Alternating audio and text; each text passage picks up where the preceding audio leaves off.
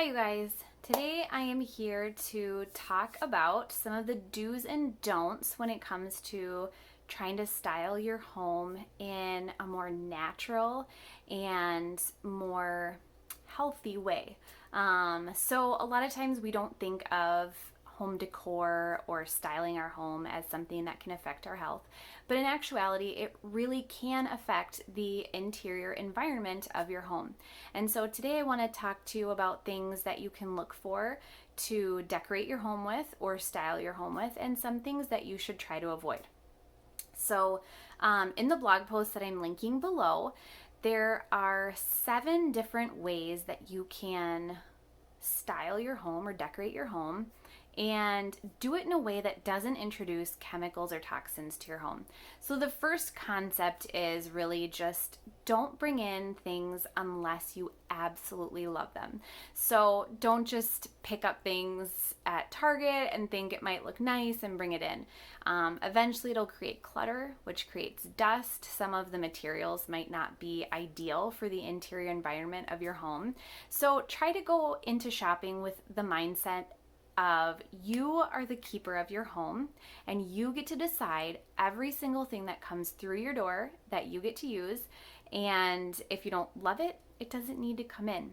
I've actually gone so far as to make myself a little wish list for maybe a particular room, and when I'm shopping, if what I'm looking at isn't on my wish list, I just don't get it. It means that I was maybe a little bit infatuated by the item when I walked by it, but I don't really need it and I didn't really want it in the first place. So that's kind of the main idea that will help us create a home that's uncluttered, create a home that is using materials, the decor is made of materials that we approve of, that we know are safe, and that we know are good for our environment in our house. Some other good things that you can use to decorate your home are like pretty pieces of glassware. A lot of us have some really beautiful glasses, a lot of really beautiful dishes, bowls, vases, things that we keep in our cabinets that we don't necessarily put on display, but a lot of times those things are absolutely beautiful to have out, and a lot of times they're made of glass, porcelain, a ceramic, and so they're safe to have out in your home. They're safe for the air and for the environment. They're not made of plastics. They don't have a finish on them that has VOCs, because a lot of times they're food safe. So that's a really great option to try and decorate your home with or style your home with these pieces and use what you have. Another thing that you can use are books. A lot of times people, if you kind of like peruse through Pinterest or Instagram, you can find some really pretty bookshelves that have been styled using color coordinated books, using coffee table books.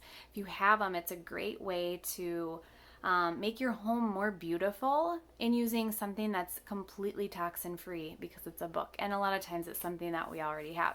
So those are some really good ways that you can use what you have and style your home with something that isn't a toxin and doesn't have a toxic material in it. Some of the things that you want to avoid. Plastics would be number one. We want to avoid plastics in our home, especially soft moldable plastics, and then plastics that are really bright in color. These tend to have more toxins. They tend to have a higher concentration of the toxins that we're trying to avoid. Plastic is, it's detrimental to the air that we breathe, and then a lot of times, surfaces. So if we're touching it, if it's like holding food, things like that, we want to try and avoid it. So that, plastic decor would be like a little trinket here or there. It might be a picture frame, it might be like a plastic pot, a plastic bowl, plastic vase. Try to avoid those things. Generally they feel kind of cheap anyways, so getting something that's made of glass, something that's made of a stone, a metal, natural wood, that's going to be your best option. The second thing that we want to try and avoid is scented candles. A lot of times we use these as a coffee table centerpiece, or we have them on a shelf and we'll use them. In general, scented candles should be avoided. I mean, you think about, we're burning a synthetic fragrance that is entering our air in the form of like a smoke, basically. And so we really want to avoid that. It's bad for the environment of your house, your indoor air quality, your lungs. Finding something that uses essential oils is good. However, we're still burning it. And so it's not ideal. You can find candles that are safe. You just have to do some research. So not all scented candles are bad. You just have to know what you're buying. Even some of the soy-based candles I would try to avoid because they're really not 100% safe. You just have to do some research. And maybe that's something I'll do a blog post on in the future, is really how to find a scented candle that is safe for your home, because I too was once a candle junkie and I had them on every shelf. I had them on the counter. We used them everywhere because I loved them. But we've since kind of replaced all of our candles with diffusers and essential oils. I have one candle in my kitchen just for when we're cooking food that is really, really potent, that we'll use afterwards. But other than that, we try to really avoid candles where we can. And then the last thing to avoid is manufactured wood. So this would be particle board, plywood, MDF, which is medium density fiberboard. And these are, a lot of times it's a furniture or a shelf or a coffee table that is made of this. Usually it's furniture that's very modular in appearance, because they can get those beautiful, perfectly straight lines very easily. And a lot of times it's coated in like a gloss paint or a semi-gloss paint, like white or black. If you think of like IKEA, some of their modular furniture is medium density fiberboard.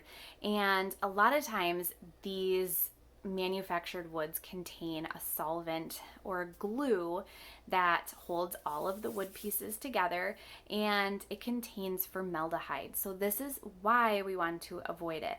Formaldehyde is a known carcinogen. It does off-gas into the air. It never stops off-gassing. So even if it's old furniture, you might think, well, it's probably off-gassed plenty. It actually has not.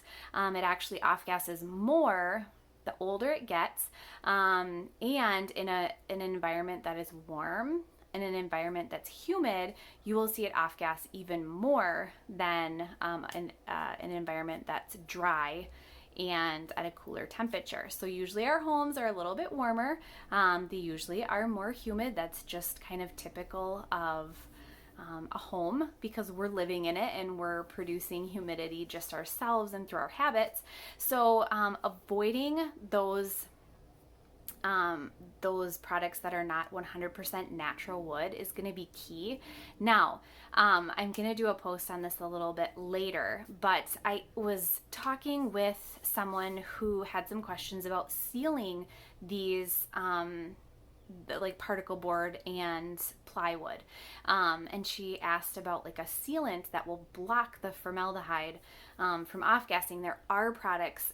Safe Coat makes a product that you can use for that, but in general we should try to avoid it if we can. So if you're buying something new, whether it's a shelf, a picture frame, something, opt for natural wood instead of a manufactured wood.